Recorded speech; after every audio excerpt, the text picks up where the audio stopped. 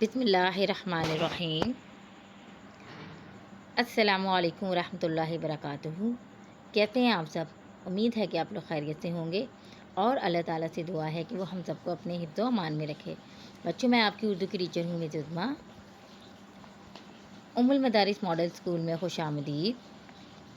بیٹا، آج دن ہے منگل اور تاریخ ہے 18 مئی 2021۔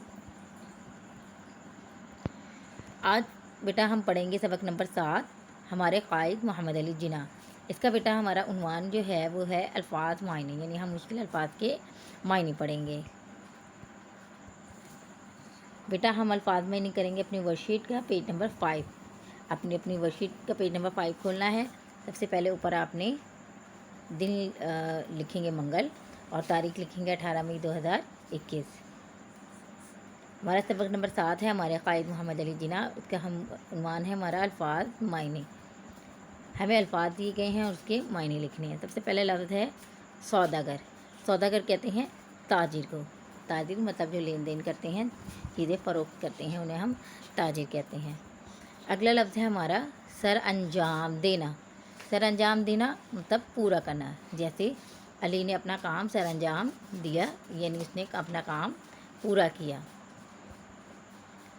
اگلا لفظ ہے رہتی دنیا تک۔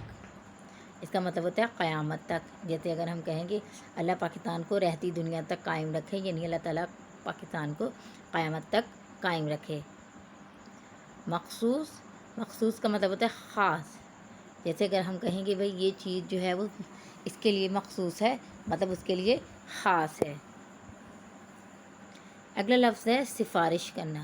سفارش کرنا مطلب حمایت کرنا۔ جیسے ہم نے پڑھا تھا کہ قائد اعظم کے والد کے جو دوست تھے، وکیل دوست تھے، انہوں نے قائد اعظم کی سفارش کی، مطلب ان کی حمایت کی۔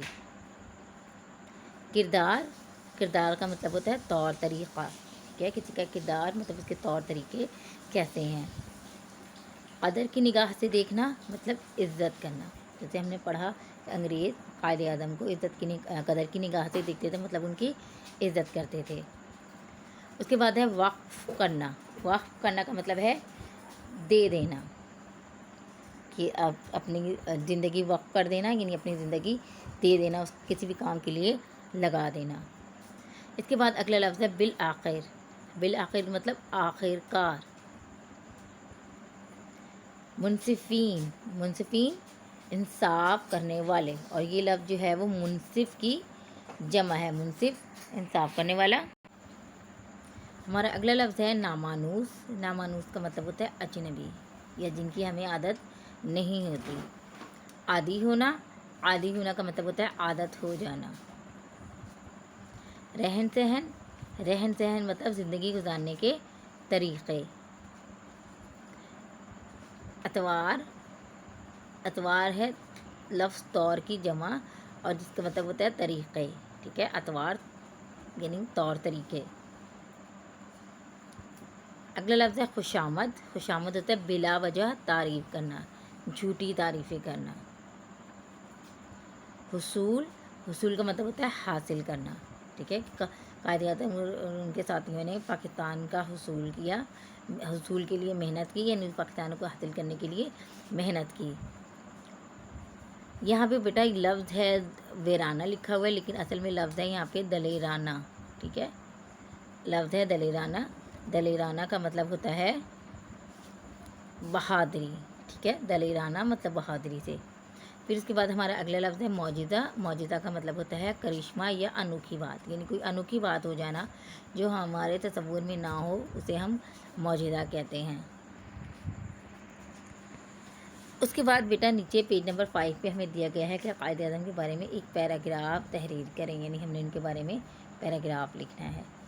تو اب ہم ان کے بارے میں، قائد اعظم کے بارے میں لکھتے ہیں۔ ہمیں جو جو معلوم ہے ہم ان کے بارے میں لکھ لیتے ہیں۔